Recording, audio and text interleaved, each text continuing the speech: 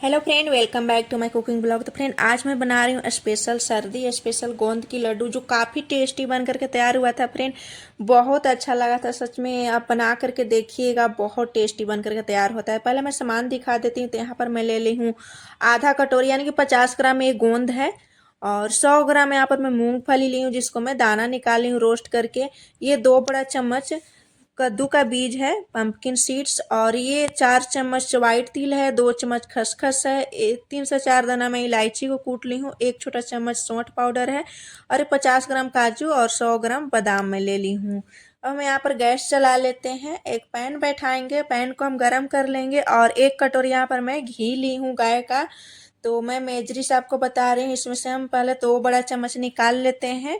इसमें हम सारे ड्राई फ्रूट्स वगैरह फ्राई करेंगे फ्रेंड, तो ध्यान से देखिएगा। पहले मैं यहाँ पर गोंद को फ्राई कर लेती हूँ। तो गोंद बहुत ही ज़्यादा फूलता है, थोड़ा सा ज़्यादा आप इसमें घी डाल दीजिएगा। तो यहाँ पर मैं गोंद को डाल दी हूँ, और घी को अच्छी से आपको गर्म कर लेना है, तभी आप गोंद को डालिएगा। तो मैं घी को अच्छी तरह से पहले गर्म कर ली थी, उसके बाद में गोंद को डाल करके इसको हम डीप फ्राई कर लेंगे। यहाँ पर देखिए कितनी अच्छी तरह से फूल गई है, बहुत ज़्यादा ये फूलता है फ्रेंड। तो इस तरह से मैं इसको फ्राई कर लेती हूँ। जब गोंद फ्राई हो जाएगा, यहाँ पर मैं फ्लेम को लो कर दी थी, क्योंकि घी ना बहुत ज़्यादा जल्दी गर्म हो जाती है। तो फ्लेम को लो करके अब हम इसको निकाल लेते हैं। तो कलर भी इसका डार्क होने लगा था। गोंद को आपको ध्यान देना है, अच्छी तरह से फ्राई कर लेना है, कच्चा नहीं रहना चाहिए, आपको ये बात की ध्यान देना है। इसको हम साइड में रखते हैं। अब यहाँ पर काजू बादाम था, उसको हम एक साथ ही डाल दिए, इसको भी हम डीप फ्राई कर लेंगे। और अगर आप अभी तक मेरे वीडियो को लाइक नहीं किए होंगे फ्रेंड, तो प्लीज़ वीडियो को लाइक कर दीजिएगा, और फेसबुक पेज पर देख रहे होंगे तो फॉलो करिएगा, और लोगों में शेयर कीजिएगा। प्लीज़ वीडियो को लाइक ज़रूर करिएगा। यूट्यूब चैनल पर भी देख रहे होंगे तो वीडियो को लाइक कीजिएगा, और चैनल पर नए आए होंगे तो चैनल को सब्सक्राइब कर दीजिएगा। यहाँ पर देखिए काजू बादाम मैंने फ्राई कर लिया। अब यहाँ पर मैं कद्दू का बीज डाल दे रही हूँ, इसको भी हम फ्राई कर लेते हैं। तो यहाँ पर ध्यान से फ्रेंड, बहुत छटकता है कद्दू का बीज जो है ना, पम्पकिन सीड, ये बहुत ज़्यादा छटकता है। तो यहाँ पर छटक रही थी, तो मैं यहाँ पर गैस को तुरंत फटाफट बंद कर लिया था, और बंद करके इसको हम निकाल लेंगे। तो ये भी अच्छी तरह से फ्राई हो गया है। तो सारे को हमें, जितना भी ड्राई फ्रूट है सबको हमें इसी तरह से डीप फ्राई कर लेना है। तो इसको भी हम निकाल लेते हैं, सबको हम एक ही साथ एक ही प्लेट में निकाल लेते हैं। तो देखिए पम्पकिन सीड भी फ्राई हो गया। अब हम यहाँ पर मूंगफली को भी इसी तरह से फ्राई कर लेते हैं। तो इसको मैं पहले हल्का सा गर्म करके इसका मैं छिलका निकाल ली थी, उसके बाद हम इसको ठंडा करके और फिर मैं यहाँ पर घी में फ्राई किए हैं। और जो बचा हुआ घी है, अब इसको हम कटोरी में निकाल लेते हैं। और इसी पैन में बाकी जो बच गया है ना हमारा, ये वाइट तिल है।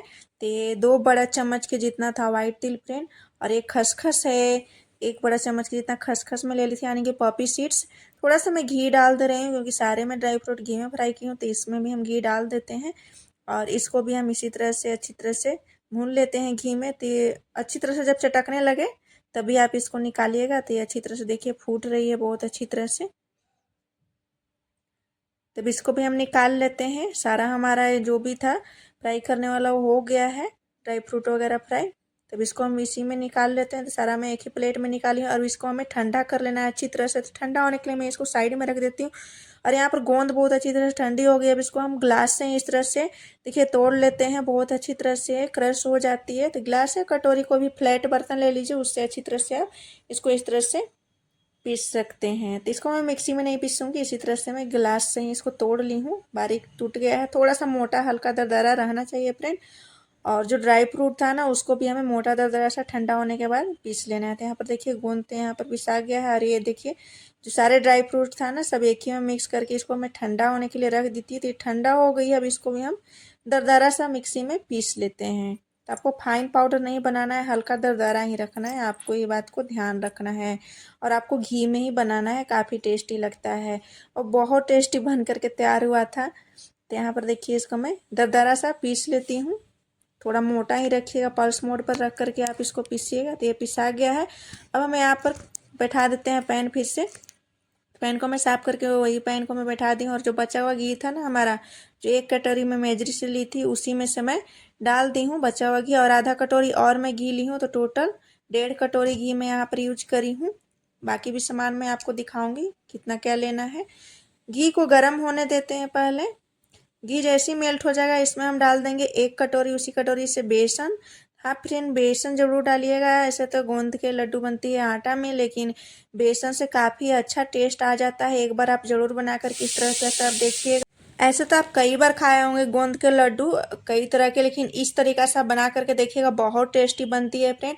और यहाँ पर 5 मिनट के लिए मैं इसको लो फ्लेम पे बेसन को भून ली थी घी में। अब हम इसमें डाल देंगे आटा। तो गेहूं का आटा मैं ली हूँ, तो उसी कटोरी से मैं नाप करके ली हूँ फ्रेंड। तो 2 कटोरी में यहाँ पर गेहूं का आटा डाल रही हूँ। तो थोड़ा सा जो प्लेट में मैं ड्राई फ्रूट फ्राई करके रखी थी ना, उसमें घी लगा हुआ था, तो घी को हम क्यों वेस्ट करने दें, तो इसमें हम हल्का सा आटा डाल करके ना इसको मैंने घी को निकाल ली हूँ। तो यहाँ पर 2 कटोरी में गेहूं के आटा डाली है, और इसको भी हमें लो फ्लेम पे 5 से 10 मिनट के लिए भून लेना है, यानी कि जब तक ये अच्छी तरह से इसमें से खुशबू ना आना शुरू हो जाए और ये हल्का ब्राउन कलर ना हो जाए। तो यहाँ पर देखिए बिल्कुल मैं लो फ्लेम कर दी हूँ, फ्लेम को लो करके ही इसको भूनना है फ्रेंड, ज़्यादा हड़बड़ी में नहीं भूनिएगा, नहीं तो अच्छा फिर आपका लड्डू नहीं बन करके तैयार होगा। तो एकदम आपको आराम से काम करना है।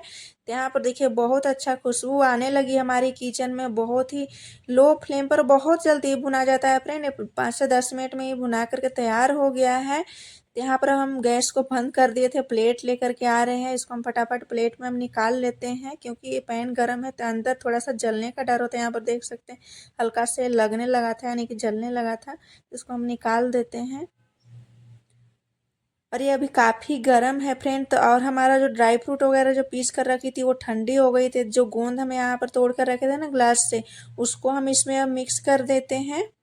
यहाँ पर आप वीडियो फुल देखिएगा फ्रेंड, तभी समझ में आएगी। वो बहुत टेस्टी बनती है ये लड्डू जो बनती है गोंद की सी, बहुत मतलब सर्दी में तो काफ़ी फायदेमंद होती है।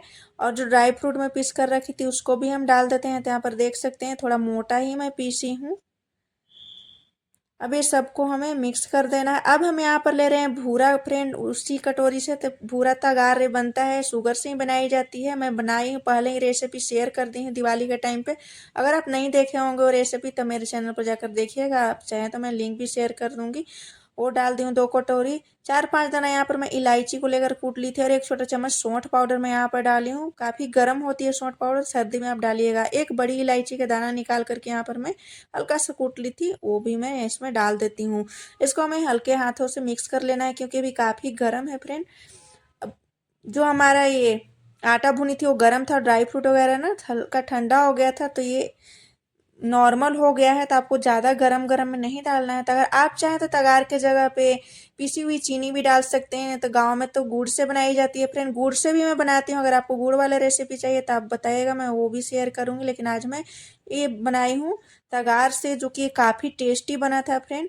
अब इसको हमें लड्डू बना करके तैयार कर लेना है। तो अगर आपको एक हाथ से नहीं बन रहा है तो आप दोनों हाथ से इस तरह से लड्डू बना सकते हैं।